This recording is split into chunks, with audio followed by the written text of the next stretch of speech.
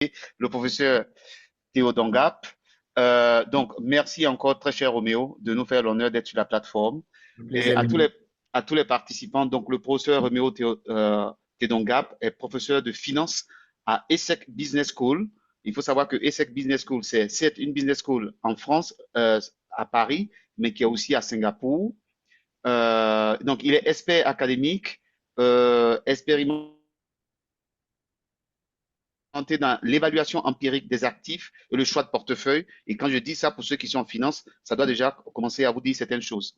Il est aussi actif dans le domaine de la macro-finance, dans tout ce qui est décision d'investissement, de modèles d'évaluation d'actifs basés sur la consommation, la finance comportementale, donc sur des problématiques autour des attitudes asymétriques des investisseurs vis-à-vis du risque en présence des certitudes macroéconomiques.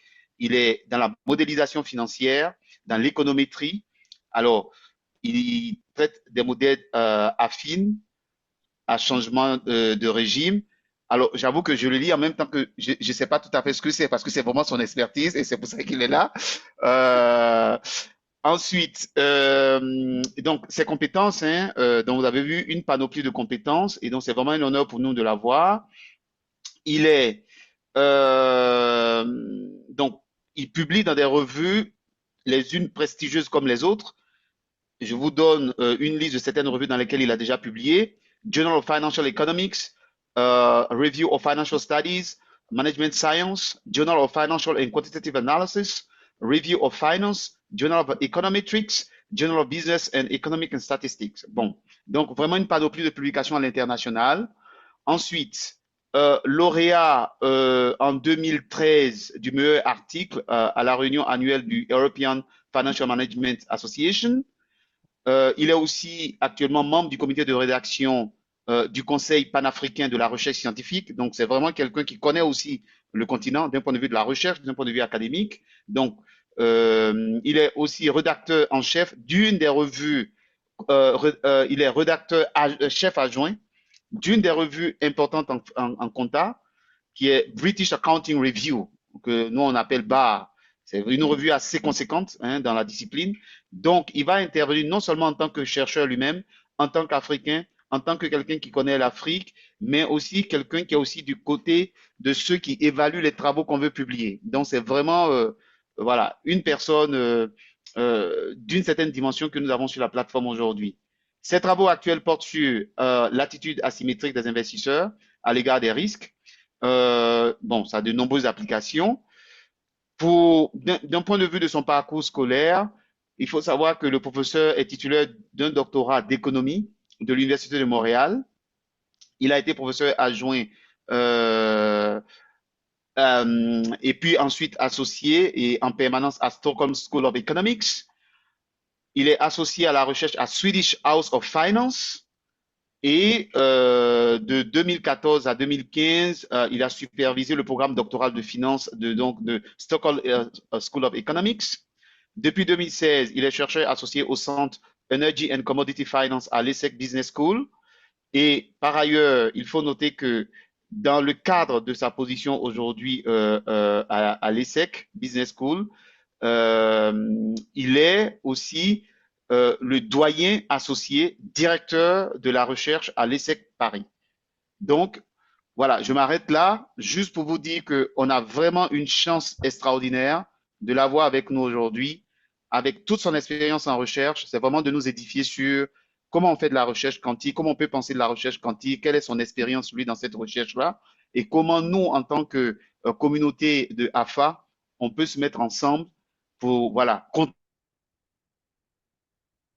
contribuer à une recherche scientifique quantitative de qualité dans ces disciplines finance et comptabilité. Très cher Roméo, the floor is yours. Alors, merci beaucoup, Conan. Oui, Merci, Conan. Merci. Tout le monde m'entend très bien? absolument. Très bien, merci. Donc, merci, Conan. Merci à Serge et à toi de m'avoir repéré, hein, déjà. Et ensuite, de m'avoir invité dans cet atelier pour que je puisse échanger. C'est comme ça que je vais dire, pour que je puisse échanger avec toute une communauté assez variée finalement. C'est la première fois, je dois l'avouer, que je vais m'adresser à un public aussi varié, aussi divers, aussi hétérogène. Donc, j'ai compris qu'il y avait beaucoup parmi nous aujourd'hui qui faisaient plutôt de la recherche en comptabilité. Et encore que la recherche en comptabilité, elle est tellement vaste, vu que les normes comptables ne sont même pas les mêmes dans différentes régions du monde. Mais je peux vous assurer que ça, c'est la seule chose que je sais de la comptabilité. Et il y a aussi certains qui doivent faire de la finance. J'ai parlé tout à l'heure à deux personnes qui faisaient de la finance d'entreprise.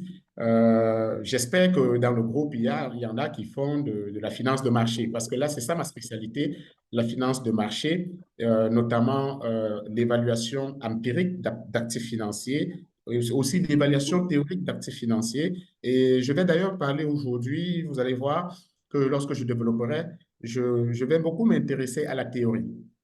Je parlerai beaucoup de théorie. C'est vrai que j'ai voulu centrer cet atelier sur les données, parce que la première ressource pour un chercheur en recherche empirique, ce sont les données. Est-ce que je pense qu'il y a quelqu'un qui n'a pas fermé son micro. Oui. Euh, donc, la première ressource, lorsqu'on fait de la recherche empirique, ce sont les données. Et depuis un moment, je m'intéresse beaucoup à la recherche, à l'utilisation des données africaines dans ma recherche. Je suis africain et moi, je pense il est important pour nous de mettre en avant la recherche avec les données africaines. Et d'ailleurs, il n'y a pas que nous qui nous intéressons à ça. Je peux vous dire en tant que directeur de la recherche à l'ESSEC, qu'en ce moment où l'ESSEC est en train d'être évalué par le HCRS en France et que nous devons définir de nouvelles perspectives pour notre recherche à l'avenir, un point essentiel, c'est l'Afrique. C'est pourquoi, et je vais vous expliquer, la raison elle est très simple, c'est que si je prends juste mon cas, qui a écrit pas mal d'articles empiriques en finance, j'ai beaucoup utilisé les données américaines. J'ai beaucoup utilisé des données internationales. Et quelquefois, ces données-là, on a l'impression qu'on a déjà extirpé toute la valeur. Il y a peut-être que ces données n'ont peut-être plus rien à offrir, tellement on les a utilisées dans tous les sens qu'on se dit, ben, est-ce qu'on peut encore écrire des papiers significatifs avec des données comme ça, qu'on a passé le temps à utiliser et qu'on utilise depuis des siècles? Et les données africaines sont regardées de manière un peu exotique dans cet univers-là. On se dit, ben, c'est là qu'il faut aller parce que voilà des données qui ne sont pas souvent très utilisées, en tout cas pour des publications dans des revues de premier plan. Et donc, on commence à s'intéresser à savoir qu'est-ce que ces données peuvent offrir. Voilà. Et il faut bien comprendre que l'Afrique est différente par son contexte économique, par son contexte démographique, voilà, et quelquefois même par son contexte politique et de gouvernance. Et donc, nos données sont exotiques. Nos données, ce sont des données qui doivent, voilà, auxquelles les chercheurs internationaux s'intéressent maintenant. À l'ESSEC, j'ai même, en tant que directeur de la recherche, créé un instrument de financement pour les appels internes à travers lequel nos collègues reçoivent du financement pour des projets sur des thématiques liées au continent africain et en collaboration avec des chercheurs africains.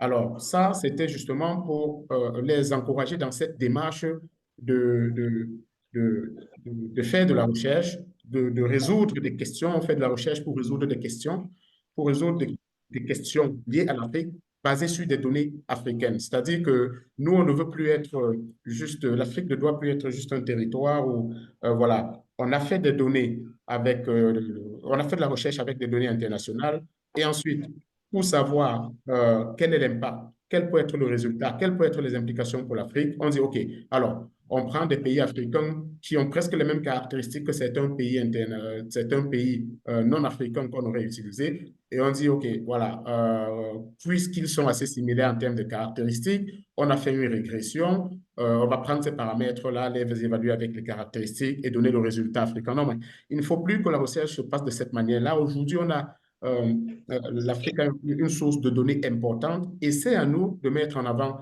ces données-là. Alors, le but aussi de cet atelier était pour moi de répondre à quelques questions que j'ai souvent reçues de de nos compatriotes ou de nos frères africains, des chercheurs africains qui me disent, oui, mais prof, voilà, tu as publié dans Journal of Financial Economics, dans Review of Financial Studies, dans Journal of Econometrics et tout ça. Oui, mais ça, c'est parce que tu as utilisé des données internationales, parce que nous, avec les données africaines, dès qu'on voit des données africaines dans ces revues-là, on rejette l'article, parce que, bon, voilà. Et là, je voudrais aussi insister sur le fait, et ça, je peux le dire d'expérience pour avoir lu, et comme disait Conan tout à l'heure, j'ai Très été, bon. comme disait Conan tout à l'heure, j'évalue aussi des articles en tant qu'associé éditeur de la British Accounting Review, mais il faut bien préciser qu'à la British Accounting Review, j'évalue les papiers de finance. Voilà, donc je suis rédacteur en chef adjoint dans la section finance. Donc, et je reçois souvent des articles qui sont basés sur les données africaines, mais le problème aussi, c'est le sérieux de la démarche et de la méthodologie. Je pense que euh, sans être critique, si vous voulez bien, euh, quelquefois, mon sentiment, c'est beaucoup plus que euh, on écrit un article, beaucoup de nos jeunes chercheurs africains, ils écrivent un article, quelquefois, ils mettent beaucoup plus l'accent sur la méthodologie, sur la méthode numérique, sur la méthode quantitative, sur le modèle qu'ils sont en train d'utiliser, beaucoup plus que sur les données elles-mêmes et les résultats. Donc, et ça, c'est important. Les modèles que nous utilisons, ce n'est pas nous qui les avons créés. Pour qu'un papier soit publié dans une meilleure revue avec un certain modèle, en mettant l'accent sur le modèle, il faut que ce soit un nouveau modèle qu'on apporte. Ça ne doit pas être un modèle existant et puis on montre qu'on peut l'utiliser et ce faisant, on l'utilise avec les données africaines. Non, la valeur, ce qu'il faut vendre, ce sont les données africaines. Voilà, c'est que voilà, à partir de ces données-là, on peut trouver d'autres résultats. Et je sais aussi que beaucoup de chercheurs africains, ils testent les mêmes théories qui ont été testées sur les données américaines, sur les données européennes, sur les données asiatiques. Ils testent les mêmes théories avec les données africaines et disent, ben voilà, euh, puisqu'on l'a fait avec les données américaines, je vais le faire avec les données africaines. Et donc, comme le fait avec les données africaines, c'est nouveau, il faudrait donc que l'article soit bien publié. Et ça encore, je ne suis pas tout à fait d'accord avec ça. Et l'aspect théorie est très important et j'y tiens beaucoup. L'aspect théorie est important parce qu'on n'est pas sûr. Vous savez, les théories sont en général basées, surtout en finance, les théories sont basées sur l'attitude face au risque et les comportements des investisseurs, les comportements des agents économiques. Alors, tester avec les données africaines une théorie qui a été développée à travers, je sais bien qu'il y a parmi vous des personnes qui font de la recherche expérimentale ou bien de la recherche avec une collecte de données particulière à partir des enquêtes. J'ai entendu qu'on a annoncé qu'il y aura un atelier où on apprendra à former un questionnaire. Ça, c'est pour collecter des données. Alors que lorsqu'on collecte des données comme ça, la première chose essentielle, c'est de lire, d'utiliser ces données pour essayer de modéliser le comportement. Et lorsqu'on a modélisé le comportement, on le formalise avec des modèles mathématiques. C'est ce qu'on a fait, c'est ce que tous les autres ont fait. OK?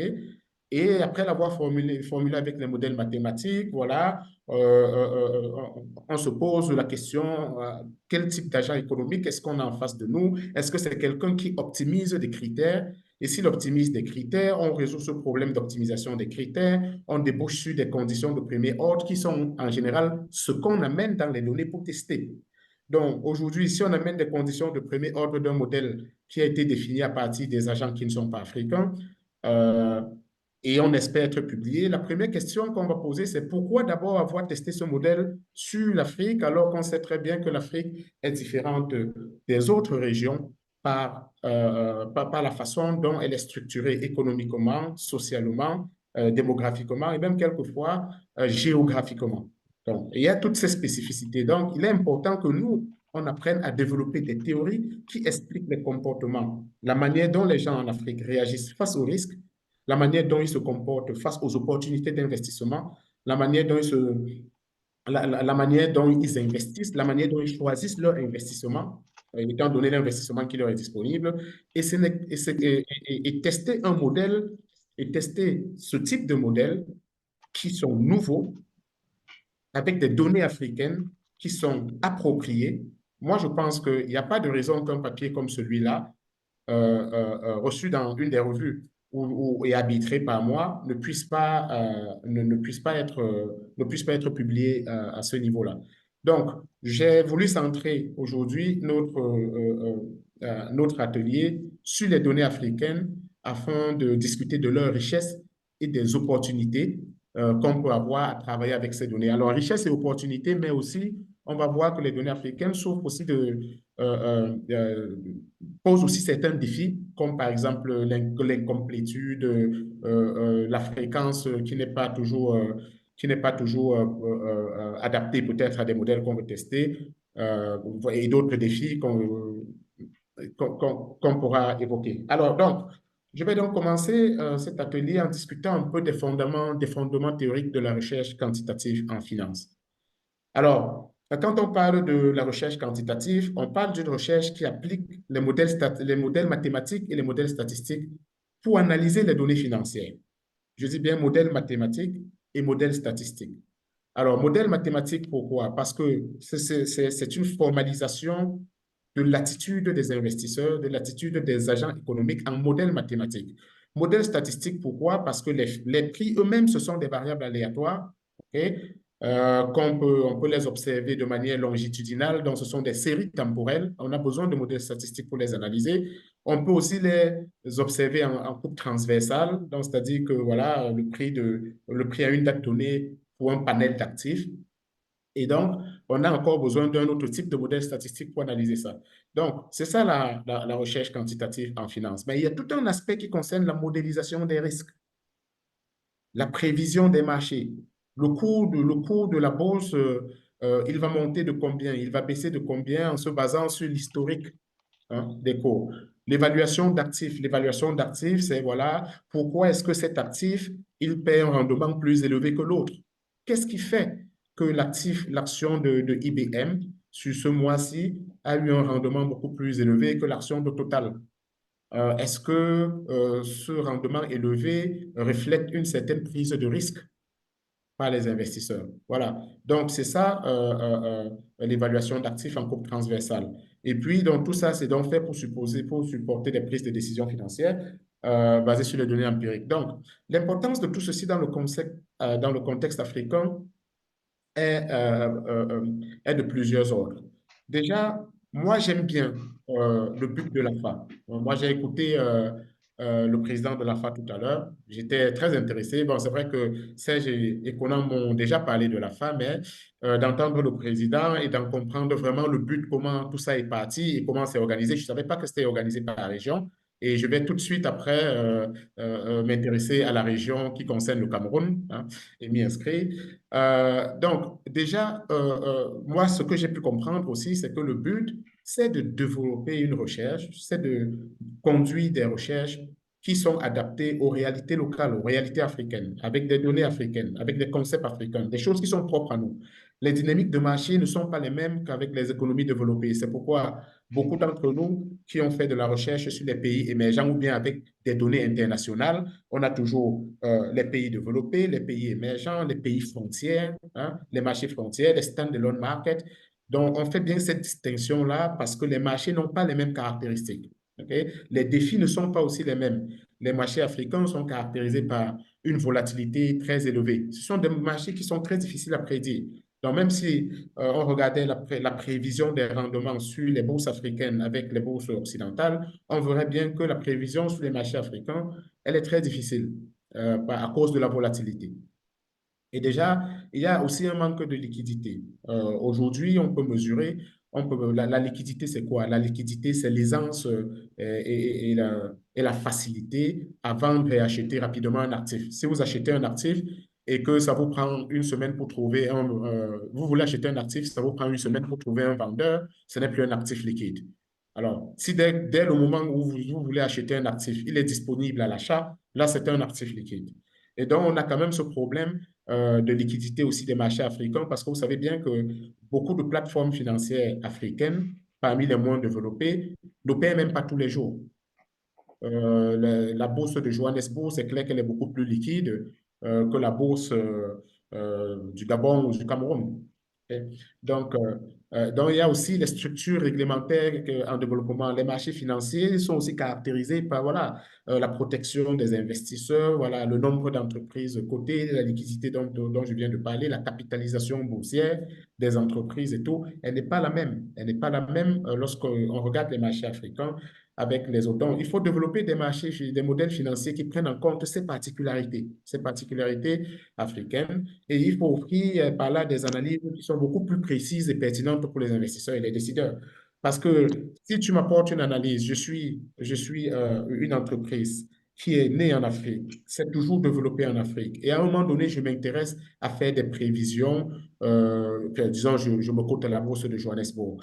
Et après, je m'intéresse à faire des prévisions, à comprendre quel est le profil des investisseurs qui ont mon action, l'action de mon entreprise dans leur portefeuille, ainsi de suite.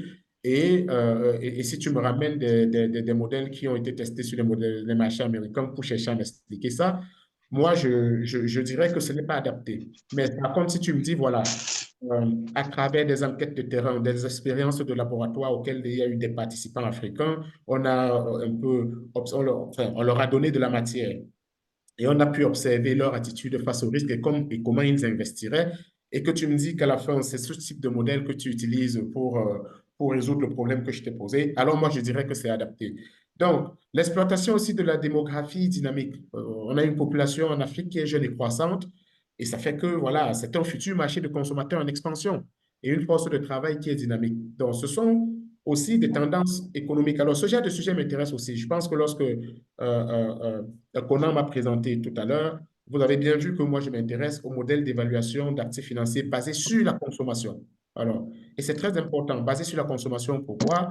Moi, j'aime bien ce genre de modèle parce que en action économique, c'est quelqu'un qui consomme et c'est quelqu'un qui épargne. Et quand on épargne, l'épargne, c'est l'investissement. Hein. Donc, en réalité, ce que tu épargnes est directement lié à ce que tu consommes. Donc, on peut bien évaluer les actifs financiers en se basant sur la consommation. Voilà le lien de manière très heuristique. Donc, euh, ces tendances qu'on observe en Afrique aujourd'hui, ce sont des tendances qui doivent être, on doit être capable de les prévoir, on doit être capable d'analyser le comportement de consommation. Rien ne nous dit que l'agent économique africain a le même degré d'aversion au risque qu'on trouve ailleurs et que la fonction d'utilité, pour ceux qui font un peu de théorie, et que la fonction d'utilité est la même, que la mesure de bien-être est la même. Rien ne le dit. Quelquefois, on peut avoir une certaine utilité en Afrique parce qu'on a partagé ce qu'on a avec les autres. On nous a toujours qualifié d'un continent où la solidarité s'exprime d'une manière qu'on ne voit pas ailleurs. Est-ce que vous comprenez ce que je veux dire? Ailleurs, on nous dit que plus tu consommes, plus tu es content. Mais je suis sûr que dans certaines sociétés africaines, tu vas voir que plus tu partages ce que tu as consommé, plus tu es content. Et alors que tu consommes moins. Donc, pourquoi est-ce que nous, on ne s'intéresse pas à modéliser ce genre de comportement et on prend plutôt des modèles qui existent ailleurs pour essayer d'expliquer nos marchés? Parce que les prix qu'on observe sur le marché dépendent de la demande et la demande est directement liée au comportement des gens. Donc, il faut que nous, on arrive à développer des modèles théoriques et on en a la capacité. Je viens d'un séjour à l'université de Tchang et ça, c'est une parenthèse intéressante où avec le professeur Ikwacha qui j'ai vu est en train de participer à cet atelier, nous étions en train de penser à un programme nous étions en train de penser à un programme un programme de master en mathématiques, un master en économie avec des mathématiciens. Donc, c'est-à-dire que c'est un programme de master où on va admettre à la fois des diplômés en mathématiques et des diplômés licence en mathématiques et licence en économie. Alors, ça va un peu se passer comme à l'INSEAD d'Abidjan, où voilà, la première année, les mathématiciens font de l'économie, pendant que les économistes font des mathématiques, et à partir de la deuxième année, ils se rejoignent dans un tronc commun. Voilà comment ça pourrait s'opérer. Alors, pourquoi j'insiste là-dessus? Parce qu'aujourd'hui, les modèles économiques, l'économie n'est plus comme l'économie avant. On ne fait plus l'histoire de la pensée économique. Ça, c'est dépassé, ça. Aujourd'hui, les économistes, ce sont des matheux. Ce sont des gens qui écrivent des modèles, qui développent des modèles pour expliquer des comportements, pour expliquer des dynamiques, ainsi de suite.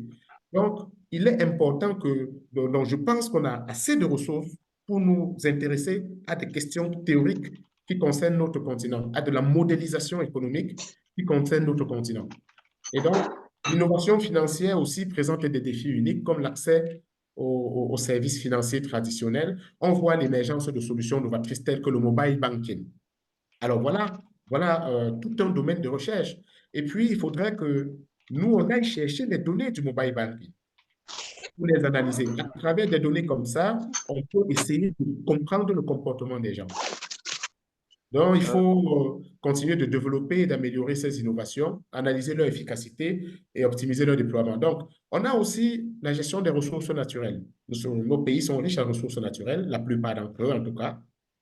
Et puis, les ressources naturelles ont un prix. En réalité, moi, je dis que les vrais marchés qui devraient se développer en Afrique, ce sont les marchés des matières premières, pas les marchés des actions. Alors, les marchés des actions, évidemment, ils ont leur importance. Ce sont des marchés des capitaux, on lève des capitaux. Mais on est un continent qui a beaucoup de ressources naturelles. Les prix des ressources naturelles déterminent tous les autres parce que voilà, les ressources naturelles sont utilisées comme input, comme des intrants dans la production des entreprises, des industries. Et finalement, c'est cette production qui est achetée et ce sont ces achats qui font les chiffres d'affaires, qui déterminent ensuite les cours des actions en bourse, ainsi de suite. Donc, tout ça est connecté. Les vrais marchés auxquels on devrait beaucoup s'intéresser chez nous, ce sont les marchés des matières premières et les matières premières surtout agricoles, les matières premières minières, hein, les métaux précieux, ainsi de suite. Donc, et les prix de ces actifs-là, on devrait vraiment s'intéresser à leur cours parce que si tout fonctionne bien, la richesse de nos pays devrait dépendre des cours de ces matières premières-là. Donc, la recherche qui s'intéresse à ça et relie ça directement au chômage et à l'emploi, à la gouvernance, à la corruption, ainsi de suite, tout ça, ce sera connecté. Voilà de vrais sujets de recherche qui, moi, en tout cas, si en tant que rédacteur en chef adjoint d'une revue, je vois ça arriver devant moi. C'est vrai que ça va partir à travers différentes étapes de révision pour que jusqu'à ce que la vraie substance en émerge, mais ce sont des sujets auxquels on devrait beaucoup s'intéresser. Alors, il y a d'autres sujets qui peuvent concerner les investissements internationaux, le développement durable. On est au 21e siècle, il y a les questions de changement climatique et de durabilité qui sont très, très valorisées aujourd'hui dans les revues. Hein. On a même des hors-séries, des revues, des special issues, comme on dit, qui s'intéressent particulièrement à ces sujets-là, aux enjeux climatiques, aux enjeux de durabilité et tout. Alors, qui, mieux qu'un Africain, devrait être intéressé par ces sujets? Parce que nous sommes au cœur du problème. Tout ce qu'on fait, nous sommes le continent aujourd'hui le plus exposé aux enjeux climatiques parce qu'on ne produit pas, nos industries ne sont pas assez fortes. Or, c'est l'industrie des autres qui crée de la pollution chez nous et c'est nous qui en souffrons. Donc, voilà autant de sujets qu'on peut analyser en faisant des liens avec les marchés financiers, le cours des entreprises qui sont dans différents secteurs qui sont directement liés ou qui ont des influences sur les changements climatiques et la durabilité euh, ainsi de suite. D'ailleurs, je peux d'ailleurs vous dire que j'ai un projet de recherche euh, dans lequel il y a trois secteurs où j'essaie de mesurer, euh, j'essaie de dire que voilà, je pose le problème du financement de la transition énergétique. Je dis qui doit financer la transition énergétique? Aujourd'hui, pour financer la transition énergétique, qu'est-ce qu'on fait? On taxe, l'État taxe. L'État taxe les produits. L'État taxe le carburant en disant le carburant pollue. Mais quand on taxe, sachez bien que lorsqu'on taxe un produit, c'est le consommateur final qui paie. Ça veut dire que c'est le consommateur final qui supporte le poids du financement de la transition énergétique. Pourtant, ça ne devrait pas être le cas. C'est ceux qui ont l'argent qui devaient financer la transition énergétique. Qui a l'argent? C'est l'investisseur. Donc, si l'État dit aujourd'hui, écoute, celui qui investit dans une entreprise qui n'a pas un comportement environnemental avéré, alors les dividendes de son action, les dividendes de son investissement seront plus taxés que celui qui investit dans une entreprise verte. Alors, bon, moi, je prends très simple. Prenons une entreprise qui produit les panneaux solaires et une entreprise qui exploite les réserves de pétrole. Voilà, le choix est vite fait. Si tu investis dans celle qui est dans le domaine pétrolier, alors moi, je vais taxer plus des dividendes que si tu investis dans celle qui produit les panneaux solaires. Voilà. Et donc, en faisant ça, l'investisseur, puisqu'il est dirigé, il est guidé par le gain, ben, il va diriger ses capitaux vers les entreprises qui sont vertes. Et donc, la taxe qui est prélevée sur les investissements qui ne sont pas environnementalement fiables, elle va servir à financer la transition énergétique. Donc, voilà un peu le genre de solution. Moi, je pense rapidement comme ça, mais après, je mets tout ça dans un modèle avec des consommateurs qui optimisent des objectifs, qui ont des contraintes budgétaires. Voilà, je modélise le comportement de l'État, je mets tout ça dans un modèle d'équilibre, je trouve des implications et c'est à ce moment que je me pose la question, comment est-ce que je teste ça? J'ai besoin de quelles données pour les faire? Voilà. Et là, je me mets à collecter les données financières du pays qui m'intéressait. Je collecte les données de certaines entreprises. Je trouve le moyen de les classifier en vert en vert et sale, bon, et ainsi de suite. Et ensuite, je teste les implications. Voilà ce qu'on veut voir dans certains types de revues. J'ai publié plusieurs fois, 2 fois déjà dans RFS, la Review of Financial Studies, et je peux vous dire que ce type de papier, c'est le genre de papier qu'ils aiment. C'est-à-dire que tu développes une théorie, elle a des implications, et ensuite tu collectes les données pour tester cette théorie-là. Et quand ça marche, tu as un papier intéressant. OK. Donc voilà, par exemple, une démarche. Une démarche. Alors bon, en termes de fondement théorique de la recherche quantitative en finance, encore, Prof, prof, oui, oui, juste un petit point. Alors, oui. comment est-ce que tu veux prendre, est-ce que tu veux prendre en même temps les questions ou ça Oui, sera plus tard? Et je préfère prendre en même temps les questions. ok, alors est-ce que aussi tu prévois une pause parce qu'on a laissé l'heure 40 vraiment à ta disposition. Tu la gères vraiment comme tu veux. Si tu veux une Oui, pause, tu nous dis, il n'y a pas de souci. Ça marche? on peut prendre une pause dans 15 minutes, par exemple. OK? Et ce serait peut-être bien que pendant la pause, on réaffecte encore les gens dans les salles, parce que j'ai trouvé cet exercice très intéressant. Et tu vois, et là, bon, Oui, il y a des gens qui les détestent, mais bon, ok. oui. Alors, donc du coup, je vais commencer par prendre peut-être quelques questions et puis on continuera. Ça te va? D'accord, ça me vient. Parfait. Bon, alors, donc, j'avais promis à Monsieur Sidiki, non, Sidibé, pardon, Tidiane, Tidiane. Tidiane. Voilà, s'il vous plaît, allez-y. Oui, merci, bonjour, bonjour, cher Merci, professeur. merci. On Bonjour, n'est pas bonjour, empiété Tiziani. sur le temps. Le débat est vraiment riche et intéressant. La question des données en Afrique, c'est vraiment une problématique sérieuse. Moi, je suis de l'Afrique de l'Ouest. Je suis doctorant à Perpignan, mais je Oui, travaille sur la thématique de la notation financière, ça c'est des très banques de bien. développement précisément. Et donc, là-bas, c'est un peu plus facile de collecter les données. Oui, Mais je suis économiste de formation et financier de Paris Dauphine. oui, Et en Afrique, au niveau de la BCAO, la Banque centrale, au niveau de la Commission de l'UEMOA, oui. il y a des projets en cours pour appuyer les instituts statistiques, envie de les outiller à pouvoir voilà, les donner sur la pauvreté, les donner sur la vie des ménages. Et Mhm, je participe régulièrement aux travaux avec ces instituts statistiques, la Banque mondiale.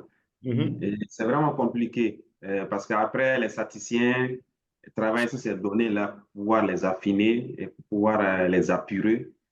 C'est un travail compliqué et afin que les chercheurs puissent prendre les relais après pour faire des papiers là-dessus. Et oui, donc, le contexte vraiment africain est assez difficile. Et ça, oui. c'est déjà l'économie réelle. Si nous partons sur les marchés financiers, c'est encore plus Encore plus difficile compliqué. avec des données. Mais, Oui. Monsieur Oui. Sidibé, pour des questions de gestion de temps, est-ce que vous pourriez aller à certaines de vos questions qui sont déjà dans le chat, une fois que vous avez posé le cadre, hein, pour qu'on soit un peu plus concis. Mhm, Désolé. Allez-y. Ok. Donc, c'est par rapport aux données, les données secondaires, mhm. les entreprises qui fournissent des données secondaires. C'est pour voir avec les pousseurs, est-ce qu'il y a des entreprises qui, pour pallier à ces problèmes d'insuffisance de données, si nous avons besoin de collecter les données, c'est référer vers ces entreprises-là pour quitte à acheter les données ou à les avoir autrement. Merci. Alors, merci Tidjani. C'est une question très intéressante que tu poses. Et d'ailleurs, moi, j'ai déjà collecté les données à la BCAO quand j'étais étudiant à l'NCA d'Abidjan. C'est là où j'ai étudié. Et c'était des données pour un sujet sur la rareté de la petite monnaie. et donc je devais collecter les données sur la production de monnaie des pays de la BCEAO, les pièces de monnaie, parce qu'à l'époque, je ne sais pas si le phénomène il est encore là, mais quand j'étais en Côte d'Ivoire, quand j'étais étudiant, euh, euh, tu pouvais te faire refuser un taxi parce que tu n'as pas la monnaie. Euh, et donc, ce problème-là m'avait frappé et j'ai dit, OK, je vais travailler sur la rareté de la petite monnaie avec mon très cher ami et co-auteur aujourd'hui, Bruno Fenot, qui est à la Banque du Canada. Et ça avait été ça le sujet de notre mémoire. Et je me rappelle qu'à la BCAO, à l'époque, on avait collecté les données à la main. Parce qu'on avait lu les rapports de la BCAO, les rapports trimestriels, et on collectait les données à la main jusqu'à ce qu'on ait une série longue depuis 1900, je crois, 1980. Oui. Et oui, alors, Tidjani, tu poses aussi un problème très intéressant, c'est oui, on a ce problème de données. Est-ce que les entreprises peuvent nous aider? Mais c'est pourquoi les collaborations sont très importantes. Je devais justement venir à ça tout à l'heure. Les collaborations sont très importantes. Quand on parle, quand les chercheurs font de la consultation ou qui collaborent avec les entreprises, en général, c'est dans le but d'avoir des données propriétaires qui vont être mises à la disposition par des entreprises. Alors, je ne saurais pas répondre à la question s'il y a des entreprises comme ça, mais j'imagine qu'il y en a. Mais après, il faut que ce soit un sujet de recherche qui intéresse l'entreprise et que l'entreprise veuille bien mettre les données à disposition. Mais de manière générale, il faut que les universités en Afrique collaborent davantage avec les entreprises parce que c'est comme ça que ça va se passer. Que les universités qui collaborent avec les entreprises et leur montrent les enjeux qu'on a à faire de la recherche avec des données qui sont fiables. Les données, c'est la ressource première. Vous l'avez, mettez-les à notre disposition avec toutes sortes d'encadrements que vous voudriez pour qu'elles ne soient pas, voilà, pour garantir évidemment tout ce qu'on appelle protection des données, protection des clients, ainsi de suite. Mais ça peut être fait. Ces garanties peuvent être données. Il faut que notre cadre institutionnel de la recherche dans plusieurs pays et dans plusieurs universités évolue vers des normes comme celle-là. Je suis tout à fait d'accord. Euh, alors, Ouais, je, je parlerai aussi. Oui, est-ce qu'il y a une autre question? Ah oui, alors, est-ce qu'il y a une autre question, peut-être avant que le professeur continue? Non, ben parfait, allez-y, hein. Y a pas... Alors vu le temps qui nous est imparti, je vais aller un peu rapidement ici. Je vais un peu aller plus rapidement sur les fondements théoriques de la recherche quantitative en finance. Alors, j'ai vu des papiers. Alors, j'ai sélectionné ceux-là parce que euh, j'ai un peu repris certains papiers que j'ai eu à arbitrer en tant que soit arbitre ou bien dans mon rôle d'arbitre pour des revues ou directement dans mon rôle de rédacteur chef adjoint. Alors, j'ai vu des papiers sur l'Afrique, avec les données africaines, qui essayaient de tester l'efficience des marchés. Alors, parce que là, c'est une des théories, la théorie de l'hypothèse des marchés efficaces. J'ai vu des papiers qui testaient l'efficience des marchés en utilisant les données du Nigeria, de l'Afrique du Sud. Voilà, j'ai vu ça. Et j'ai trouvé que c'était des papiers très bien. Ces deux marchés qui, par contre, contrairement aux autres, sont des plateformes très importantes et qui ont des données, hein, qui ont des données qui sont de bonne qualité relativement. Et c'est une hypothèse qui est très bien attestée parce que en Afrique, on sait bien que par rapport à d'autres régions du monde, les marchés sont moins matures et moins liquides, mais ces deux marchés-là, en tout cas, ils sont un peu plus liquides et un peu plus matures. Voilà. Donc, euh, tester l'efficience des marchés, c'est important parce que lorsque les marchés ne sont pas efficients, ils offrent des possibilités d'arbitrage qu'on peut exploiter. L'hypothèse d'efficience des marchés, c'est simplement que, voilà, dès qu'il y a une nouvelle information, elle est directement intégrée dans les prix. Si les marchés n'arrivent pas à rapidement intégrer l'information, alors ce ne sont pas efficaces. Donc, on ne peut pas profiter d'une certaine information euh, pour faire des profits. J'ai aussi vu des papiers qui modélisaient les risques. J'ai vu des papiers qui utilisaient les modèles Garch, des papiers qui parlaient de la value at risk et tout ça. Voilà. Et ça, ce sont des concepts qui sont très importants. Mais simplement, comme moi je dis, l'esprit des papiers, c'était plutôt, voilà ce que les autres ont trouvé avec les données internationales, voici ce que nous on trouve avec les données africaines. Encore moi, je le dis, un papier comme ça ne se positionne pas très bien. Il ne se positionne pas bien. L'histoire, c'est plutôt autre. L'histoire, c'est d'abord de dire, est-ce que cette mesure de risque, elle est adaptée au contexte? C'est ça. C'est d'abord ça. C'est comme ça qu'on peut vendre. Parce que imaginez bien que s'il suffisait de changer les données, utiliser le même modèle, changer les données et publier, ben, on publierait tous les jours, chaque semaine. Hein. On est bien d'accord. Donc, il y a aussi la théorie moderne du portefeuille. Ça, c'est très intéressant aussi. Parce que, voilà, on a un investisseur qui fait face à un portefeuille, à un menu d'actifs, et il dit, alors, comment est-ce que je vais répartir ma richesse dans ces différents investissements? Alors, c'est d'autant plus important en Afrique que euh, les investissements dont on parle ici, en général, ne sont pas des investissements liquides. Supposons quelqu'un qui est nanti et qui dit, bon voilà, alors j'ai envie d'investir dans mon pays, le marché financier, j'ai pas accès, c'est même pas d'abord, peut-être qu'il n'existe même pas, mais par contre, je suis en train de voir qu'il y a des jeunes qui se battent, voilà, j'ai vu un jeune l'autre jour qui avait fabriqué un appareil qui faisait telle chose, j'ai vu une PME qui est en train de se développer là, j'ai vu une TPE, et puis il se dit, ben voilà, j'aimerais rencontrer ces gens-là, investir dans leurs entreprises, comprendre des parts. OK? Voilà le type d'investissement auquel on peut s'intéresser parce que c'est adapté à notre contexte. Il faut écrire des modèles pour répartir sa richesse de cette manière. OK? Et voilà un agriculteur, moi je sais que voilà, euh, sa récolte, c'est toujours entre le mois d'août et le mois d'octobre. J'aimerais investir chez lui. Hein. Je vais trouver les moyens peut-être d'acheter toute sa récolte et puis m'occuper maintenant de l'écouler moi-même. Voilà. Donc, voilà le type d'investissement. Il faut contextualiser les modèles et pour pouvoir résoudre des problèmes qui sont concrets et qui sont réels et qui sont les nôtres. La théorie des options. Voilà. On s'intéresse beaucoup aussi aux options. Moi-même, j'ai fait de la valorisation des options, mais sauf que le marché des produits dérivés n'est pas assez développé sur le continent. Mais ça ne veut pas dire qu'il ne faut pas faire de la recherche sur les options. Vous savez qu'on peut écrire un modèle pour valoriser un autre produit financier et voir comment ce modèle valorise une option qui n'existe pas. Et c'est ça qui permet, par exemple, à des banquiers d'investissement de se dire, OK, si moi je crée ce produit, combien je vais le vendre? Alors, parce qu'on a utilisé la valorisation d'un autre marché pour valoriser l'option. Et ça donne une idée du prix de l'option si jamais on le met sur le marché. Et c'est comme ça qu'on développe les produits financiers en réalité. Hein. Voilà. Donc, on a l'arbitrage et aussi l'équilibre des prix. Bon, moi, je vais sauter ça.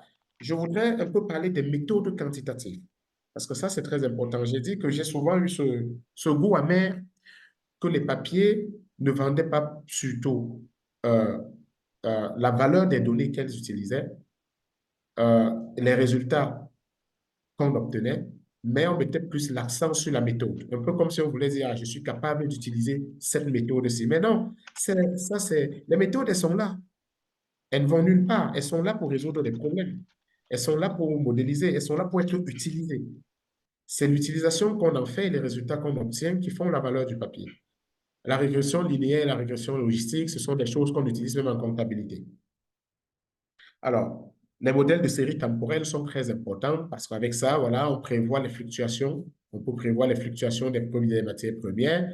Hein. J'ai dit que c'était très important dans le contexte africain. On peut prévoir les fluctuations des taux de change. On a beaucoup de commerçants africains qui doivent se rendre à Dubaï, acheter en dollars, se rendre en Chine, acheter en yuan, se rendre voilà, qui font du commerce, qui font de l'import-export, comme on dit chez nous. OK? Alors, ces gens-là doivent s'intéresser au cours, aux fluctuations des taux de change. Alors, comment les fluctuations de taux de change, est-ce qu'on peut les prévoir et comment est-ce que les erreurs de prévision ont impacté le fait qu'on n'a pas pu bien prévoir, comment ça a impacté un phénomène? Voilà, voilà des questions intéressantes. La valeur à risque, moi j'ai parlé de ça tout à l'heure. Les modèles de volatilité. Alors, il faut savoir que les premiers modèles de volatilité, le modèle Garch, hein, qui vient du modèle H de Robert Dingle et puis Garch de Tim Boleslav, euh, ces modèles-là, au début, étaient utilisés pour des données journalières. Mais aujourd'hui, on voit des gens l'utiliser même pour des données annuelles. Ça veut dire qu'on l'utilise sans le comprendre. Parce que c'est un modèle qui est fait pour mesurer de la volatilité, pour mesurer une volatilité à haute fréquence et pas à basse fréquence. Donc, Il y a ça, et évidemment, on a des applications spécifiques de tous ces modèles dans le domaine du crédit et de la microfinance, dans le domaine des énergies renouvelables, du financement des infrastructures, comme je l'ai un peu évoqué tout à l'heure. Je vais peut-être profiter un peu euh, du temps qui nous reste avant la pause, hein, pour évoquer très rapidement quelques sources de données financières africaines. Voilà. On a des bourses africaines et je peux vous dire qu'à l'ESSEC de Paris, où je suis doyen de la recherche, a développé avec le CNRS l'unité d'appui à la recherche, l'unité d'appui de recherche Eurofidae, c'est European Financial Data Institute, donc c'est l'Institut européen de données financières. On a cette base de données Eurofidae Daily. C'est une base de données journalière qui couvre toutes les régions du monde sauf l'Amérique du Nord parce que l'Amérique du Nord est déjà couverte par CRISP, CRSP, Chicago Research Security Prices. Donc, donc euh, depuis l'année dernière, dans la base, on a les données africaines maintenant. Donc, c'est-à-dire qu'on achète les données, on les nettoie et on les met à la disposition des chercheurs. Mais malheureusement, Eurofidae, c'est sur abonnement. Mais l'abonnement, il n'est pas si cher que ça. L'abonnement institutionnel annuel, c'est 3 000 euros. Et là, on a accès aux données africaines journalières. Aux données africaines journalières, ce sont les cours des actions, mais c'est aussi les indices boursiers, ce sont les données sectorielles, ce sont les données sur les obligations du gouvernement et quelques obligations d'entreprise. Alors, les bourses africaines aussi, on peut y collecter les données de manière manuelle. Et quelque chose que j'aimerais aussi attirer, sur laquelle j'aimerais attirer l'attention de nos jeunes chercheurs qui participent à cet atelier, c'est que il faut bien vous mettre en tête que aujourd'hui, dans les revues, on valorise le travail de collecte de données. C'est-à-dire que tu arrives avec un sujet que tu as traité, un sujet particulier très intéressant, mais les données n'étaient pas directement observables. Tu les as collectées à la main, hand-collected data, OK? Ou alors, tu as, tu as mis du temps pour les collecter et puis, voilà, tu as fait un travail de fond sur les données. Et c'est ce qu'on appelle aujourd'hui les données propriétaires. Parce que quand tu as des données comme ça, tu veux quand même les utiliser pour un ou plusieurs papiers avant de les mettre peut-être à la disposition de la communauté de recherche. Donc, ce travail de données, il est valorisé parce que j'ai souvent vu des rapports d'arbitres qui me disent, voilà, c'est un papier excellent et en plus, les données ont été collectées à la main. On sent qu'il y a un travail de fond de collecte de données dans ce papier et un travail d'analyse très pertinent. Donc, le travail de collecte de données, c'est un travail qui est valorisé aujourd'hui par des revues si le sujet de recherche est suffisamment important. Alors, on a aussi les bases de données gouvernementales. On a des bureaux de statistiques nationaux, les instituts nationaux de statistiques. On a les banques centrales comme voilà, la BCAO, dont notre ami Tidjane nous parlait tout à l'heure. On a la BEAC, hein. On a d'autres régions monétaires. On peut aussi collecter, là on peut collecter des taux d'inflation parce qu'on sait bien que voilà, la Banque centrale s'intéresse au taux d'intérêt, à l'inflation, au taux de change. On peut et produit d'autres types de statistiques, hein, la dette publique, ainsi de suite. Donc, on a ça, on a les bases de données internationales, on a la Banque mondiale, le professeur Ikwacha qui a participé à cet atelier et moi, on a fait un papier qui a été publié dans la revue Finance. C'est un papier sur la valorisation du risque de baisse sur les marchés internationaux. Et là, on avait des données africaines qui étaient collectées à travers la Banque mondiale et le Fonds monétaire international. Et c'était des données qui concernaient, par exemple, l'inclusion financière, l'utilisation des technologies financières, est-ce que le pays est développé ou émergent? Bon, voilà. Et ça, c'était important dans l'analyse, dans le papier que nous avons fait en valorisation d'actifs financiers, parce qu'il s'agissait de savoir si le risque que la bourse crache, par exemple, est-ce que ce risque-là est plus important dans les pays émergents que dans les pays développés? Est-ce que ce risque-là est plus important dans les pays où il y a un certain niveau d'éducation ou moins niveau, où il y a moins d'éducation que d'autres, ainsi de suite. Est-ce que c'est plus important dans des pays où voilà, la population utilise plus de la technologie financière, des technologies financières? On a parlé de mobile banking tout à l'heure. Voilà. Donc, euh, on a eu recours à ces données-là. Avec Hugo Tewa, on travaille sur un papier où on regarde l'attractivité des marchés boursiers africains et on essaie de lier ça avec le développement économique. Est-ce que les pays africains les plus développés, ce sont les pays qui ont les marchés boursiers les plus attractifs? Et pour ça, Hugues avait dû collecter les données place boursière par place boursière sur les sites web. Et ensuite, on a essayé d'utiliser ce qu'on appelle la Data Envelopment Analysis pour mesurer le score d'efficience du marché et ensuite relier ce score d'efficience, prendre ça comme une variable dépendante et chercher à l'expliquer avec les caractéristiques du pays, les caractéristiques de gouvernance, les caractéristiques, les caractéristiques économiques, ainsi de suite. Donc, euh, euh, on a aussi des plateformes de données comme Bloomberg, Thomson, Reuters, MSCI. Bon, par contre, celles-là peuvent être payantes.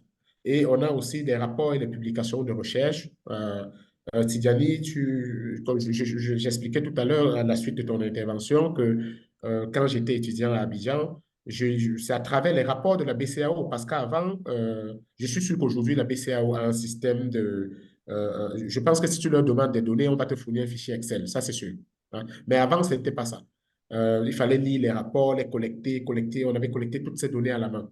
Mais c'est possible. Et aujourd'hui, c'est même encore plus facile avec l'intelligence artificielle. Avec l'intelligence artificielle, tu as un tas de rapports voilà, que tu donnes à l'intelligence artificielle qui analyse et extrait la donnée que tu souhaites extraire.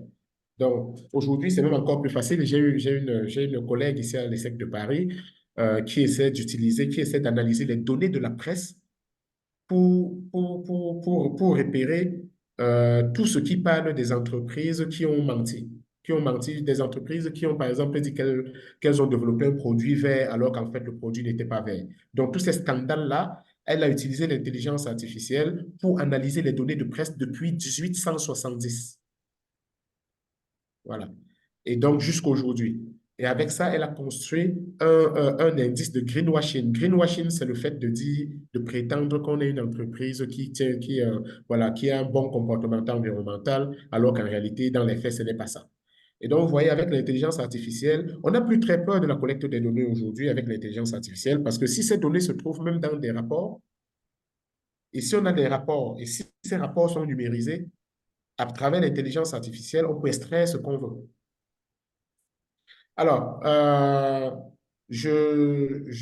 peut prendre une pause peut-être. J'ai bien envie de faire ce prise de glace. Vous l'avez appelé comment? Roméo, tu as une question sur l'abonnement à Aerofidail. Donc, il y a Ah, quelqu'un, un participant qui d'accord, oui, demande est-ce qu'il oui, peut y avoir un abonnement individuel oui. sans passer par l'institution L'abonnement individuel, c'est 1 000 euros. L'abonnement institutionnel, par c'est an? 3 000 euros. L'abonnement individuel, c'est 1 000 euros par an. L'abonnement institutionnel, c'est 3 000 euros par an. Ben, vous voyez que le Ah, on a perdu Roméo. calcul est On a, on t'a Roméo, perdu, tu as un Roméo. problème, tu as un problème de bande passante là. Je pense sur Internet. Ah, il va revenir. Ouais, on l'a perdu. Pardon? J'ai pas compris. On t'entend On pas t'avait très bien. perdu. On t'a perdu. Le réseau. Est-ce que ça va mieux maintenant? Oui, ça va mieux. Ça va beaucoup mieux là. Merci. OK, parfait.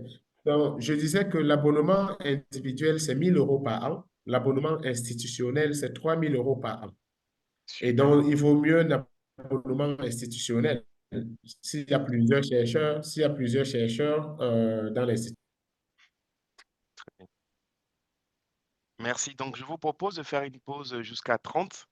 Donc là, il est Oui, 22. Il est 22. On va faire une pause de 8 minutes. On se retrouve à 30 et on reprend. Donc, pendant le temps de la pause, pour tout le monde, je vous mets OK. dans le chat, je vais vous mettre, je vais mettre le lien OK. pour avoir le certificat de participation. Donc là, c'est bien annoncé pour tout le monde. OK? Donc là, pendant la pause, vous aurez au moins 8 minutes pour demander vos certificats de participation. Donc, on va faire une pause de 8 minutes. On se retrouve à 7 Alors, minutes. en On se même temps retrouve à aussi, la fin. Roméo, dans le chat, il y a Tidjani qui demande votre Le papier sur la papier avec vos DAE. co-auteurs là. avec, sur le DEA, sur la méthode Ah, DEA. ok, d'accord. Ah D'accord. oui, oui, Hmm. Je vais oui. lui envoyer ça. Je OK. vais Je lui pense que envoyer je suis ça. en train de faire un travail Euh, similaire là-dessus. ok, d'accord, parfait. Donc, Roméo, qu'est-ce que tu veux? Là, on ne peut pas faire. Je te propose, si tu veux rester là, tu restes avec là et tu échanges directement avec eux pendant le temps de pause pour ceux qui ne vont pas en pause. Plutôt que de faire les Euh, sessions. ou- enfin, s'il y a des gens qui ont, s'il y a des gens qui préfèrent poser des questions pendant la pause, je suis là. OK. OK, Mais sinon, on peut se remettre dans des petits panels pour discuter, et voilà. d'accord. Donc, ce que je vais faire pour tout le monde, je vais créer de petits panels. On a 70. Je vais créer peut-être 4 panels Mhm. et on revient ici dans 6 minutes. Merci. Donc, Serge, tu peux faire ça automatique comme la fois dernière, comme ça nous oui, tous oui, on revient automatiquement, hein? oui, ça marche. OK, merci. Salle de répartition. Ben, Ah, au fait, c'est les Sika mêmes a salles. levé la main. Sika, on vous prendra quand on reviendra ensemble. Ça marche? Donc, je refais les mêmes, hein. OK. OK. Donc, il y a plusieurs qui sont non attribués parce que tout le monde est venu.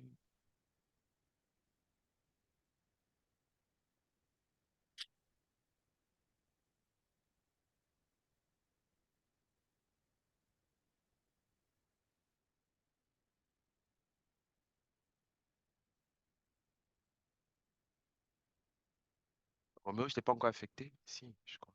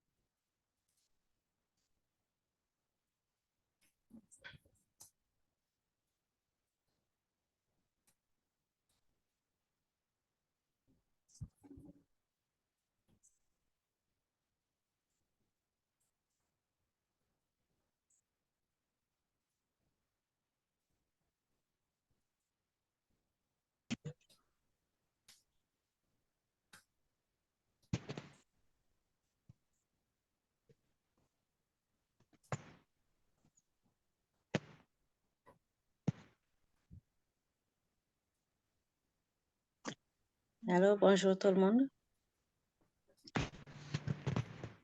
Est-ce que le professeur est là, dans cette salle-là? Je voudrais discuter un peu.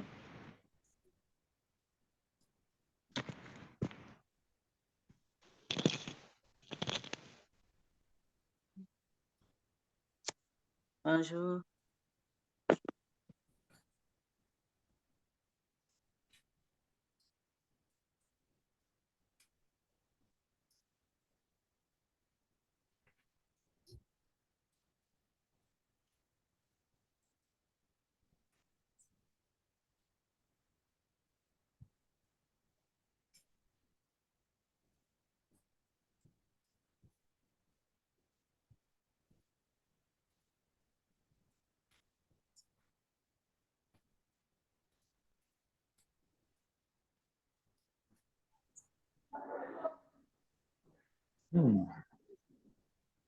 C'est chaud.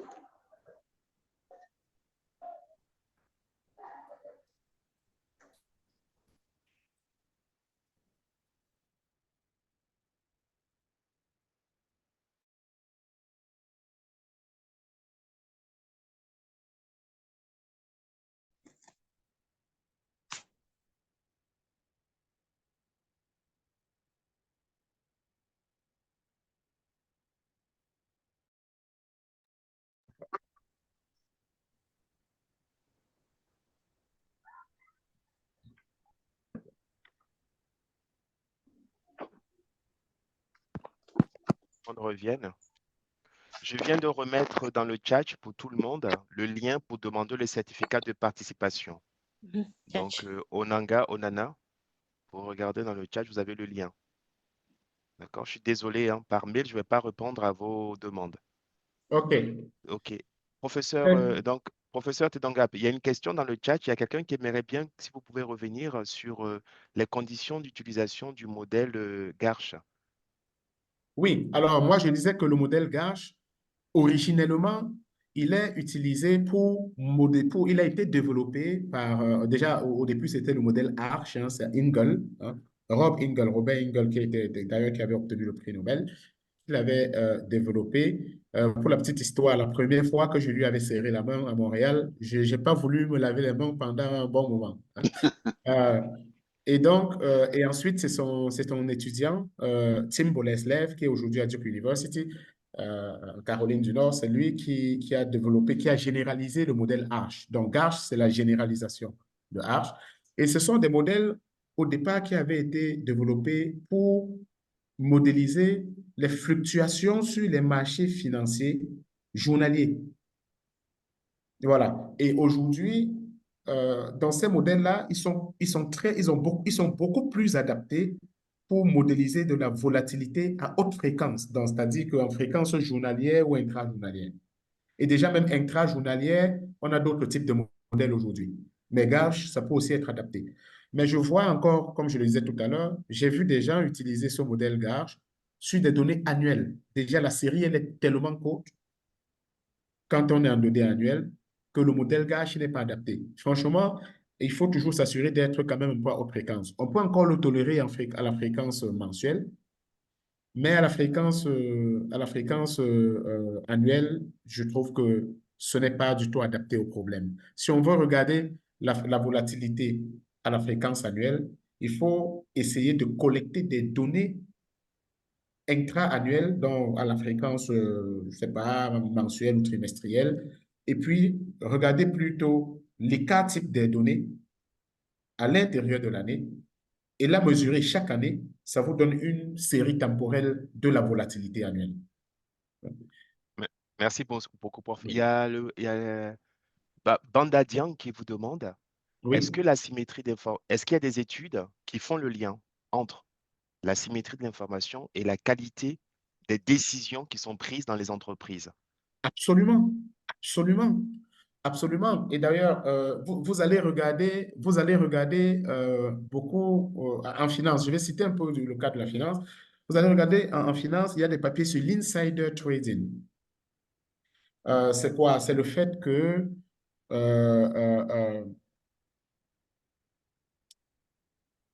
c'est le fait que quelqu'un utilise une information privée, OK? Il utilise une information privée pour intervenir sur les marchés de manière illégale. Supposez par exemple que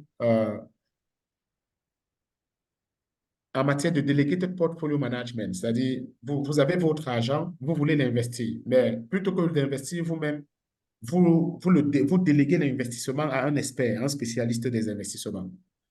Alors, ce spécialiste des investissements trouve une opportunité sur les marchés et l'achète d'abord pour lui-même et non pas pour vous. Donc, c'est-à-dire qu'il utilise vos capitaux pour faire un premier move qui est pour lui et il a la grosse part avant ensuite de se tourner vers vous. Alors, on a eu des problèmes comme ça qui ont été traités, mais ce genre de problème ne vient que de l'asymétrie d'information parce que celui qui fait ça possède une information que vous n'avez pas. Des problèmes d'asymétrie d'information dans les choix des investissements, dans les décisions en entreprise, il y a des tonnes de papier là-dedans. Il y a des tonnes de papier. Très bien. Il y a une autre question de Sika qui va la poser directement. Oui, Sika, vous avez la Sika, parole. Sika, vous avez la main levée. je Vous vois pouvez la main ouvrir votre levée micro. depuis un moment, oui. Vous pouvez enlever votre micro. Votre micro est fermé. Sika. Bon, on va continuer, prof. Puisque... Oui, Oui, Bonjour, allez-y, professeur. Sika. Oui, oui. C'est Sika qui parle? OK, oui, d'accord. c'est Sika. Bonjour, professeur, et Oui, merci bonjour. pour votre présentation. Très intéressante par rapport à la finance de marché et qui donne vraiment envie de faire des recherches de ce côté-là. Eh bien, cela Mais me réjouit. Cela me réjouit puisqu'il n'y a que des comptables, d'après ce qu'on m'a dit ici. Non, non, non, non, non. Que des comptables. Il y a comptable et finance. OK, d'accord. mais pour les autres filières, c'est-à-dire le contrôle de gestion, la comptabilité, Oui, nous avons en finance des marchés, Dieu merci, il y a quand même un début. Vous avez parlé des démarches pour mettre en place des bases de données. Mais dans les autres filières, les données sont recueillies actuellement de façon manuelle. C'est-à-dire que les chercheurs vont sur le terrain, en oui, entreprise, dans les organisations publiques pour oui, recueillir des données. Et là, il se pose un problème actuellement de la fiabilité, de la pertinence des données. oui, C'est-à-dire qu'on n'est pas sûr que ce soit le bon répondant qui ait rempli les questionnaires.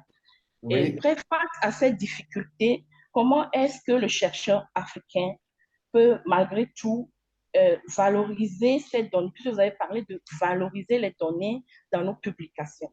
Comment Ça, est-ce que l'évaluateur sent que les données ont été valorisées? Puisque vous avez dit, et c'était vrai, on s'appesantit trop sur la méthode et sur les résultats. Et la pertinence des données, comment on fait pour les valoriser? OK. Voilà, ça, c'est une excellente question. C'est vraiment une excellente question, Sika, et je te remercie. Alors,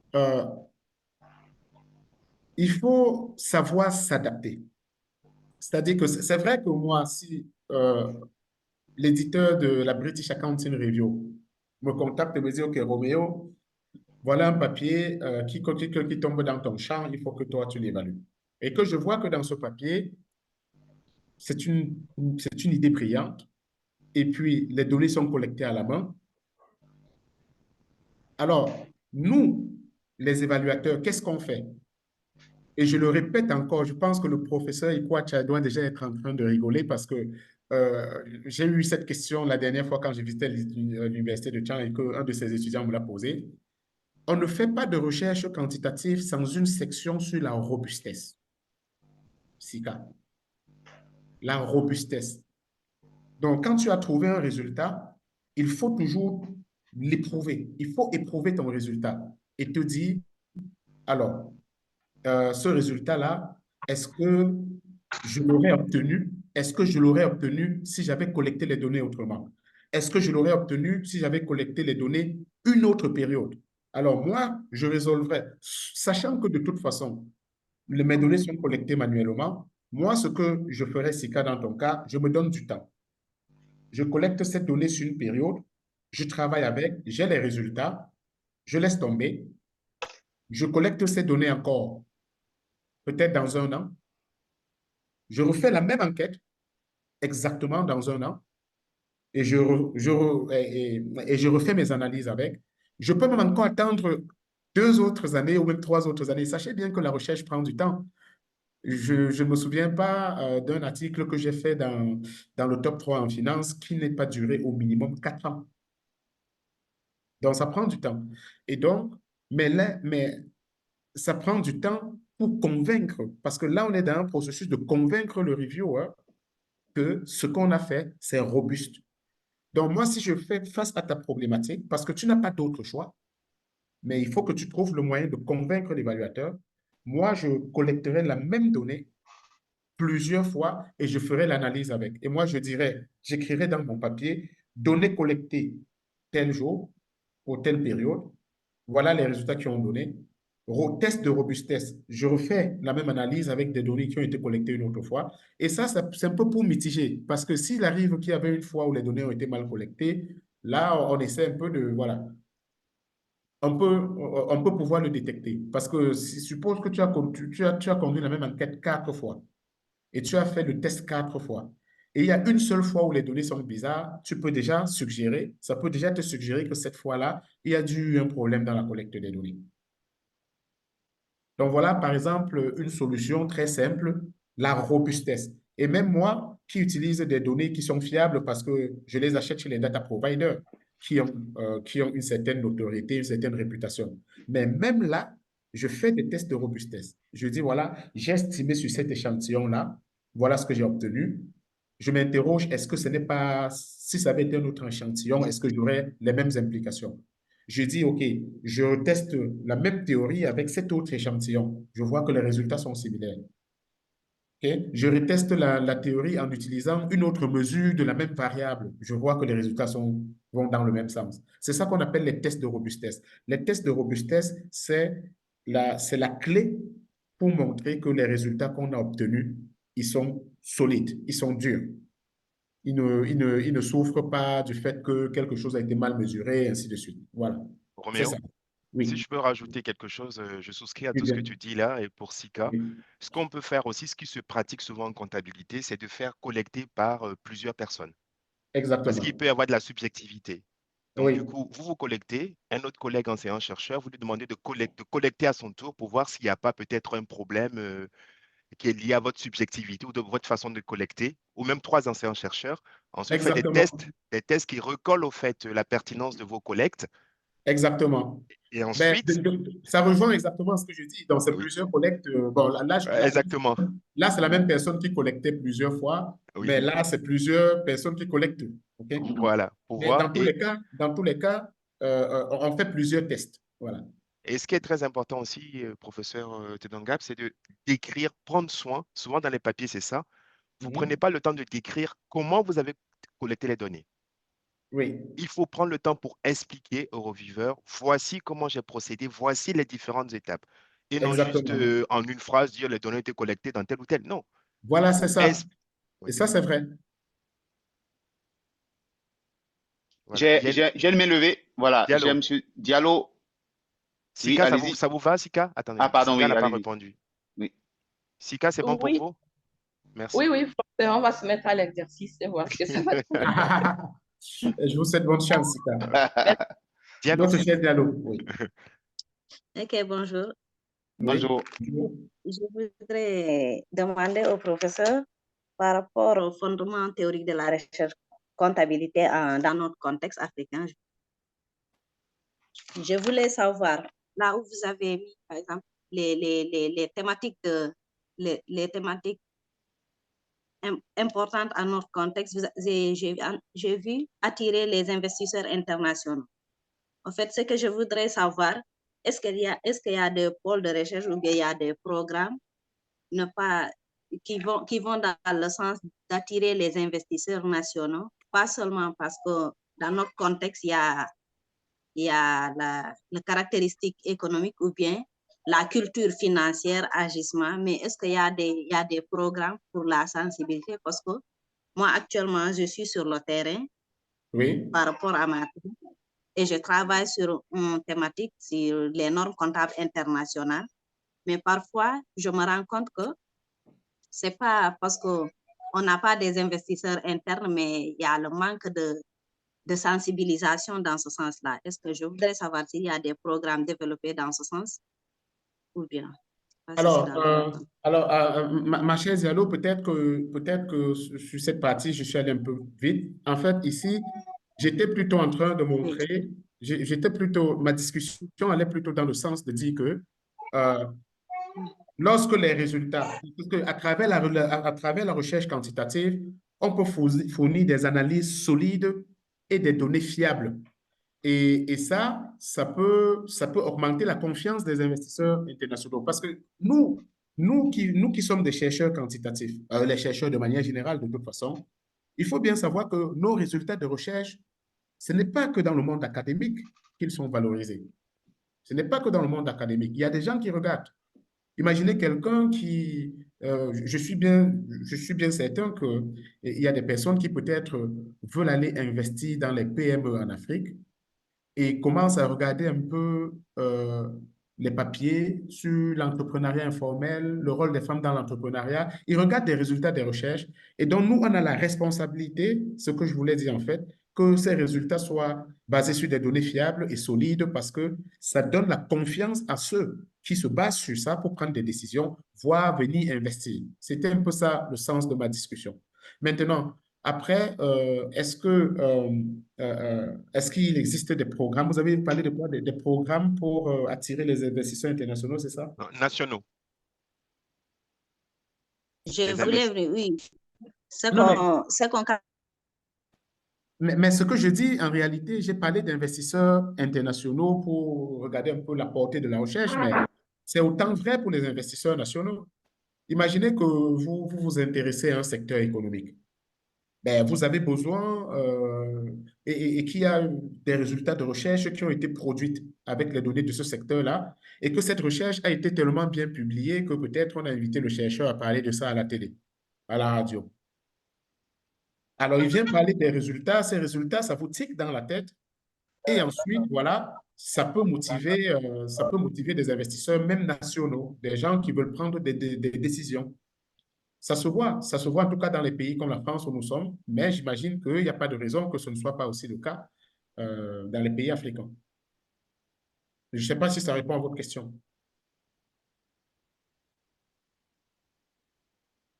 Très bien. On va essayer de continuer. Il nous reste un petit quart d'heure. On a le mandat. Professeur, Pardon. Il y a une main qui est levée encore. Je oui, regarde. mais Conan, ce que je vais demander d'abord, excuse-moi, hein, professeur Tedongap, il nous reste moins d'un quart d'heure. C'est le temps que vous nous avez alloué. Est-ce que vous Oui, voulez qu'on dépasse 14 heures? Est-ce que vous avez des impératifs? j'ai un impératif malheureusement parce que D'accord. ici à Donc, l'ESSEC, on est en pleine élection pour me remplacer au poste de doyen. Donc, c'est pour avoir notre poste. Donc, est-ce que Oh. vous voulez encore prendre des questions ou finir votre présentation et... alors, ben, s'il y a des questions, je prends des questions. Sinon, je pourrais parler d'une ou deux choses sur lesquelles on m'a interpellé pendant les sessions parallèles. Oui. D'accord. Donc, on va laisser Conan, je te laisse la main maintenant, Oui. gérer. Alors, il y a Monsieur Lobanda Aloni Aaron qui a la main levée. Allez-y, posez votre question, s'il vous plaît. Grand merci pour la présentation, professeur Roméo et l'équipe. J'aimerais savoir comment gérer les données manquantes dans une recherche quantitative. Très C'est un bien. peu une question. Très bien. C'est justement la question que j'ai eue pendant la session parallèle, dont je vais y OK. aller. Je vais aller directement sur sur ces défis-là, hein, les défis que posent les données africaines. Voilà, très bien. Donc, les défis spécifiques aux données africaines. Voilà. Alors, les données africaines, donc, particulièrement dans le secteur financier, on a des questions d'incomplétude, de fréquence insuffisante et des problèmes de fiabilité. Alors, tout à l'heure, Sika a parlé de la fiabilité. Ça, c'était dans le cas de la collecte manuelle des données. Mais même les données qui sont disponibles dans des organismes, on se questionne souvent sur leur fiabilité. Alors, pour la petite anecdote, j'avais entendu parler de certains présidents africains qui appelaient le directeur de l'Institut national de la statistique et disait, voilà le PIB que je veux que vous reportez pour cette année. Hein? Donc, voilà. Donc, quand on est face, encore une fois, je ne sais pas si c'est vrai, mais en supposant que des comportements comme ça ont pu être avérés, ensuite, ces données sont données à la Banque mondiale, au FMI, et puis voilà, ça pose déjà un problème de fiabilité. Donc, c'est pour dire que même pour des organismes qui ont des données, qui sont reconnus pour offrir des données pour la recherche, lorsqu'il s'agit de l'Afrique, la question de la fiabilité, elle peut toujours être là. Alors, l'incomplétude des données, c'est que, bon, voilà, dans certaines périodes ou bien pour certaines régions, pour certains secteurs, les données, elles manquent parce qu'elles ne sont pas collectées de manière systématique. C'est-à-dire, on a collecté le mois de janvier, on a collecté, au mois de février, on a oublié, au mois de mars, on l'a fait, et après, on l'a refait en juin, ainsi de suite. Elles sont incomplètes. Il y a des interruptions qui peuvent aussi être dues à des instabilités politiques ou économiques. Supposons, par exemple, qu'on veut analyser la consommation des ménages dans plusieurs pays africains, et on pourrait trouver ces données très facilement pour l'Afrique du Sud et le Nigeria, mais pour des pays comme le Tchad et la Somalie, qui sont emprunts à des instabilités politiques constantes, pour certains mois, on n'arrive pas à avoir ces données-là. Alors, la fréquence des données aussi peut être insuffisante pour répondre aux besoins de l'analyse. C'est-à-dire que je suis en train d'analyser des données journalières, je veux faire une analyse multivariée. Multivariée, ça veut dire qu'il faut que toutes les variables soient mesurées sur la même période. Mais je me rends compte que voilà, j'ai les données de l'Afrique du Sud qui sont depuis 1990 et c'est ce que je veux. Mais par exemple, ceux du Cameroun commencent en 1997. Alors, ça commence à poser un problème. Hein. La fréquence des données, elle peut être insuffisante. La fiabilité des données, on en a déjà discuté. Alors, la question, c'est comment est-ce qu'on essaie de résoudre ce genre de problème pour surmonter ces défis? C'est très facile, en tout cas, pas facile, mais en tout cas, il y a des méthodes avérées dans le cadre des données longitudinales, les séries temporelles. On peut simplement, avec la partie, bon, déjà, il y a des techniques, hein. S'il y a juste peu de données, s'il y a une ou deux données qui manquent, il y a des techniques d'interpolation, qu'on peut utiliser, c'est-à-dire que si cette donnée se trouve entre deux autres, on peut dire que ben là, c'est à peu près la moyenne des deux. Hein. Alors, il y a les séries temporelles. Avec les séries temporelles, on peut dire, OK, ça sont des méthodes statistiques et aussi économétriques. Les séries temporelles, on peut dire, OK, je vais modéliser la partie que je connais. C'est-à-dire que là où j'ai les données, j'écris un modèle de série temporelle. J'estime ce modèle de série temporelle et ensuite j'utilise les paramètres du modèle de série temporelle pour prévoir la donnée manquante. Okay? Donc, ça, c'est une autre chose. Alors, concernant la fiabilité des données, je suis en train de voir que l'une de la solutions qu'avait proposée Conan, elle est ici, croiser et valider les données obtenues à partir de différentes sources pour améliorer la fiabilité. C'est-à-dire, voilà, on demande à plusieurs personnes différentes de collecter ou la même personne collecte plusieurs fois. Okay? C'était Serge. Ah, Serge, OK. Oui. Serge, pour moi, vous êtes comme des jumeaux maintenant. C'est comme ça qu'on nous voit maintenant. Oui. Donc, et puis surtout, je vous en prie, je vais beaucoup insister là-dessus. Je vais beaucoup insister. J'ai beaucoup collaboré ces dernières années avec l'Afrique. Le professeur Ikwacha encore, je l'ai beaucoup cité parce que c'est le premier avec qui j'ai collaboré Et cette collaboration, elle s'est déjà désormais développée. Depuis 2019, ça fait déjà combien d'articles ensemble? Euh, Ça fait 2. Mais je collabore aussi avec un autre chercheur africain de l'Université de Toulouse. Et les collaborations sont extrêmement importantes. Dans le cadre des collaborations, le professeur Ikwacha aujourd'hui, il a un compte à l'ESSEC. Avec ça, il a accès à toutes les données de l'ESSEC pour faire la recherche. Donc, les collaborations sont très importantes. On ne fait pas la recherche tout seul. Je vois des gens qui sont très contents d'avoir écrit un article tout seul. Ça n'a plus beaucoup de sens aujourd'hui.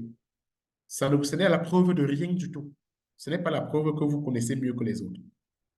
Non. Les collaborations sont importantes et les collaborations doivent être stratégiques. Non pas, les collaborations doivent être stratégiques. Ce n'est pas parce qu'on s'est rencontrés ou bien ce n'est pas parce qu'on a été camarades de classe qu'on doit forcément être des co-auteurs. Voilà, ça c'est un truc. Euh, les collaborations de recherche, elles doivent être complémentaires. Je ne dois pas collaborer en recherche avec quelqu'un à qui je peux me substituer. Ce ne sont pas les substituts qui collaborent, ce sont des compléments. Ça sert à quoi que j'écrive un papier avec quelqu'un alors que j'aurais pu le faire tout seul sans lui? Voilà. Ça sert à quoi que je me mets en collaboration avec quelqu'un? Mon problème, ce sont les données. Et puis, j'essaie de collaborer avec quelqu'un pour qu'il vienne m'aider à réfléchir sur ce problème de données. Non, il doit m'aider à le résoudre. Les collaborations doivent être stratégiques comme ça. Et c'est aussi comme ça qu'on arrive à avoir accès aux données. Collaboration avec des chercheurs qui ont accès aux données, collaboration avec des institutions qui peuvent nous mettre des données à disposition pour faire la recherche. Moi, je pense que ces collaborations et ces partenariats sont la clé aujourd'hui pour ceux qui sont dans un besoin de données. De manière stratégique, il faut savoir collaborer pour la recherche. Donc, voilà, je ne sais pas, c'est Aaron qui nous a posé la question tout à l'heure. Donc, oui, on a des techniques pour substituer les données manquantes. Ce sont des techniques statistiques comme l'interpolation, l'extrapolation, si on a juste quelques données. Après, on a même certaines techniques, on a d'autres techniques comme, par exemple, sont des techniques inobservables où tu as peut-être une série qui est, tu as une série qui est trimestrielle et tu aimerais avoir la série mensuelle. Tu peux écrire un modèle à composantes inobservables où les composantes inobservables, ce sont les 2 mois qui manquent. OK? Et à partir de ça, tu estimes le modèle pour remplir la série. Donc, il y a tellement de méthodes pour ça. Fiabilité, on l'a réglé. Partenariat et collaboration, moi, je pense, mes chers amis, que c'est un aspect absolument à ne pas négliger. Très bien. On va prendre 2 minutes pour répondre. Il y a la Je main levée vois de Wolim. Wapre. Oui. Wolim, vous avez la parole. Oui, merci beaucoup pour la présentation. Et ma question, c'est de savoir comment est-ce qu'on peut avoir accès à des données de la Banque mondiale, par exemple, ou bien de la FMI, ou bien de la CEDEAO. C'est ce que je... Alors, très bien. Alors, c'est très simple. Sur leur site Internet, les données sont disponibles et gratuites. C'est aussi simple que ça. Roméo, je vais Mon cher Olim, je vais mettre dans le chat le lien exactement. vers les Et données de la d'ailleurs, Banque mondiale. Okay. Exactement. Oui. Donc, Olim, vous avez le lien ici et après, Très vous bien. pouvez regarder. Voilà. Il nous reste vraiment 3 minutes et je dois devoir intervenir quelque part à 14 heures. Donc, D'accord. je pense qu'on peut s'arrêter là. On va s'arrêter là. Donc, Conan, je vais te laisser conclure les remerciements d'usage, professeur Roméo de Dongap. Ton micro, Conan. Voilà, merci encore, merci très cher Roméo. Alors, d'entre les jeux, tu disais, on t'a repéré. Oui, effectivement, on t'a repéré et je pense que, oui, parce que c'est vraiment l'état d'esprit de la plateforme. On veut repérer des chercheurs africains qui se préoccupent de l'Afrique. Voilà. Ou alors des chercheurs qui ne sont pas nécessairement africains, mais qui travaillent sur des préoccupations africaines pour que nous puissions engager une conversation. Dans une des salles tout à l'heure, il y avait justement la collègue d'Amérique du Sud ou centrale, je crois, qui disait que elle participe déjà 2 fois parce que il y a des intérêts communs aussi avec ce qu'on appelle aujourd'hui le Global South. Je pense que c'est quelque chose sur laquelle il faudrait qu'on réfléchisse plus tard. Donc, en tout cas, très cher Roméo, merci beaucoup. Et je pense qu'on a bien fait de te dénicher, détecter, identifier et de te... Roméo, tu de- pourrais partager ton premier slide. Je vais juste faire une photo pour LinkedIn. Il faut que je fasse ça. Je Ah, vais juste ok. faire une photo Oui, pour LinkedIn. Oui, pardon. voilà. Ta Et première, donc, ta première slide. Je vais arrêter. Donc là, je vais arrêter l'enregistrement.